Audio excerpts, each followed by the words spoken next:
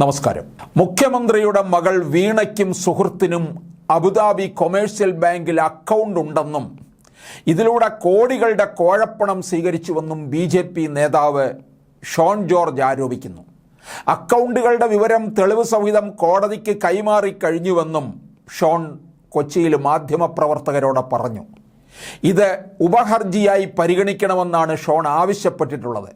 വീണയുടെ അക്കൗണ്ടിലെ പണം അമേരിക്കയിലേക്ക് മാറ്റിയെന്നും ഷോൺ പറയുന്നുണ്ട്. അപ്പോൾ ഇവിടെ നിന്ന് എല്ലാം കൂടി അങ്ങ് എത്തുന്നത് അബുദാബിയിലേക്കും അവിടെ നിന്നത് അമേരിക്കയിലേക്കുമാണ് മാറ്റുന്നത്. ലോക മുതലാളിത്തത്തിൻ്റെ ഹെഡ് ഓഫീസാണല്ലോ അമേരിക്ക. അമേരിക്കയിലും വലിയ ഇടപാടുകൾ രഹസ്യമായി നടക്കുന്നുണ്ട്. എല്ലാ ഇടപാടുകളും അന്വേഷിക്കണമെന്നാവശ്യപ്പെട്ടാണ് SFIOയ്ക്ക് കോർപ്പറേറ്റ് അഫയേഴ്സ് മന്ത്രാലയത്തിനും പരാതി നൽകിയിരിക്കുകയാണ്. കരിമണൽ കടത്തുമായി ബന്ധപ്പെട്ട അഴിമതിയിൽ 1.73 കോടി രൂപയുടെ വിവരമാണ് പുറത്തു വന്നിട്ടുള്ളത്. ഇത് വീണയുടെ എക്സാലോജി കമ്പനിക്ക് ലഭിച്ചു എന്നാണ് കണ്ടെത്തിയിട്ടുള്ളത്. കരിമണൽ കടത്തിയ കമ്പനിക്ക് 40,000 കോടിയുടെ നേട്ടം ലഭിച്ചു.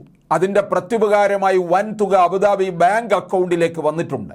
CMRL കമ്പനിക്ക് പുറമെ SNC Lavalin, Price Water House Cooper എന്നീ കമ്പനികളും പണം അക്കൗണ്ടിലേക്ക് നൽകിയിട്ടുണ്ടെന്നും ഷോൺ പറയുന്നു. തൻ്റെ വെളിപ്പെടുത്തൽ 100% സത്യമാണെന്നും അഥവാ തെറ്റാണെങ്കിൽ മുഖ്യമന്ത്രിക്ക് തനിക്കെതിരെ നിയമ നടപടിയെടുക്കാമെന്നും ഷോൺ വെല്ലുവിളിച്ചിരിക്കുകയാണ്. അപ്പോൾ ഷോൺ പറയുന്നത് ഉണ്ടയില്ല വെടിയല്ല.